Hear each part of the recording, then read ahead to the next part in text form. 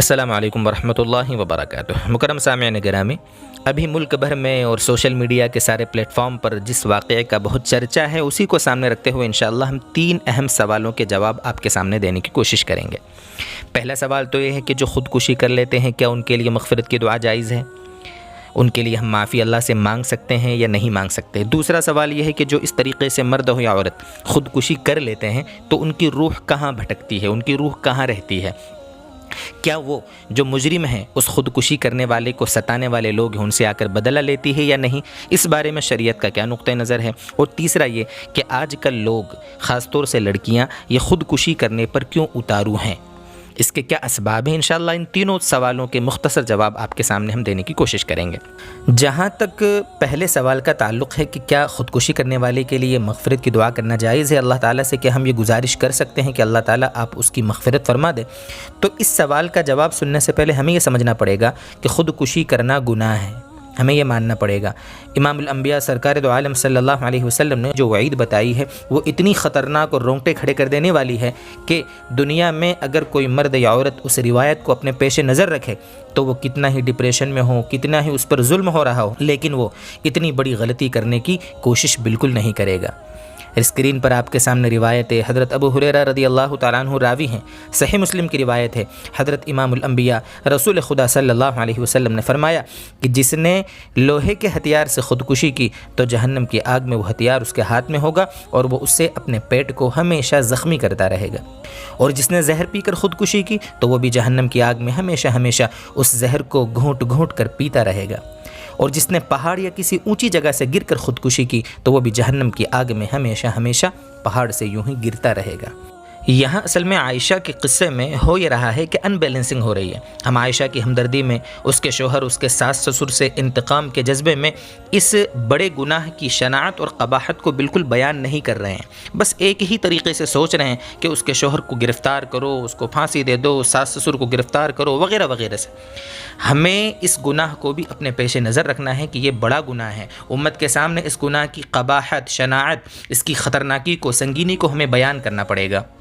اور جب یہ گناہ ہے تو ظاہر سی بات ہے گناہ کی معافی اللہ تعالیٰ سے ہمیں مانگنا ہے، گناہوں سے تو معافی مانگی جاتی ہے نا، اسی لیے تو اس کی جنازے کی نماز پڑھنے کا ہمیں حکم ہے۔ بس یہ مسئلہ الگ ہے کہ جو شہر کا علماء طبقہ ہوگا، اللہ والے لوگ ہوں گے، سماج کے بڑے لوگ ہوں گے، وہ اس کے جنازے میں شریک نہیں ہوں گے تاکہ دوسروں کو عبرت ملے کہ دیکھو یہ بڑے لوگ اور اللہ والے اور علماء جنازے میں شریک نہیں ہوئے ہیں، مطلب یہ کہ اس گناہ سے ہمیں بچنا چاہیے۔ اب آتے ہیں ہم دوسرے سوال کی طرف۔ دوسرا سوال یہ تھا کہ کیا جو اس طریقے کے لوگ ہوتے ہیں جو خودکشی کر لیتے ہیں، مرد ہو یا عورت، ان کی روح واپس آتی ہے، وہ بھٹکتی رہتی ہے، اس کی آتما کو شانتی نہیں ملتی، اور اس روح کو ستانے والے جو افراد ہوتے ہیں ان سے آ کر وہ انتقام لیتی ہے، اس کا شریعت میں کیا حکم ہے؟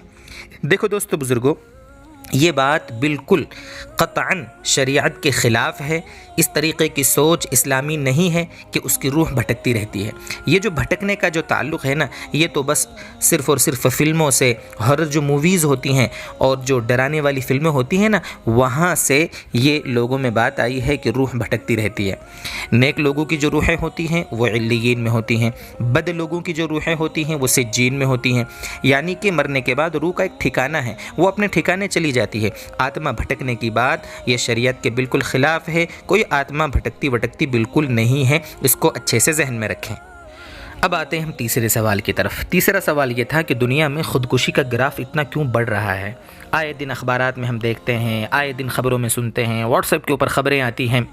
کہ فلاں جگہ پر فلاں عورت نے خودکشی کر لی، لڑکی نے خودکشی کر لی، لڑکے نے خودکشی کر لی، بلکہ ایسے بھی واقعات ہیں کہ 12 14 سال کے، 15 سال کے لڑکوں نے اور لڑکیوں نے خودکشیاں کر لی ہیں۔ ایسے کئی واقعات آئے دن سوشل میڈیا کی زینت بنتے ہیں۔ دوستو بزرگوں، اس کی سب سے بڑی وجہ جو ہے وہ ہے فلموں، سیریلوں اور ڈراموں کا دیکھنا۔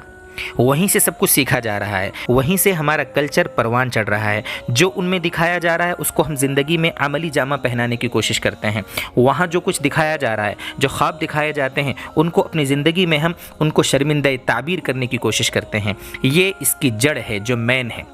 اور ان سیریلوں کو، فلموں کو دیکھ کر یہ غیر اسلامی تصور ہمارے ذہنوں میں سما گیا ہے کہ ساری پریشانیوں کا حل موت ہے، ساری پریشانیوں کا، مصیبتوں کا حل سوسائڈ کر لینا ہے، یعنی غیر اسلامی تصور تصور ہم میں اس طریقے سے آ گیا ہے کہ جو دنیا میں ہمارے اوپر ظلم ہو رہے ہیں، ڈپریشن اور پریشانیاں ہیں، اگر میں خودکشی کر لوں گا تو ساری پریشانیوں سے میں بچ جاؤں گا۔ دوستو بزرگوں، پریشانیوں سے بچنا نہیں بلکہ پریشانیوں کا آغاز ہو جائے گا اگر کوئی خودکشی کر لیتا ہے تو۔ دنیا فانی ہے، کیسے بھی کٹ جاوے گی، کتنا ہی کسی پر ظلم کیا جاوے، لیکن دوستو بزرگوں ایک دن یہ زندگی کسی نہ کسی طریقے سے پوری ہو جاوے گی، ہمیشہ کی آخرت کی زندگی برباد ہو جائے گی۔ اس لیے اللہ کے واسطے یہ قدم، چاہے وہ میرا بھائی ہو یا بہن ہو، کتنا ہی اس پر ظلم ہو رہا ہو، وہ کسی بھی طریقے سے برداشت کر لے، اپنی زندگی گزار لے، لیکن یہ خطرناک قدم بالکل اپنی زندگی میں نہ اٹھائے۔ اللہ تبارک و تعالی ہمیں دین کی صحیح سمجھ دے، اللہ تبارک و تعالی ہماری ساری پریشانیوں کو دور فرما دے۔ وآخر دعوانا ان الحمد للہ رب العالمین۔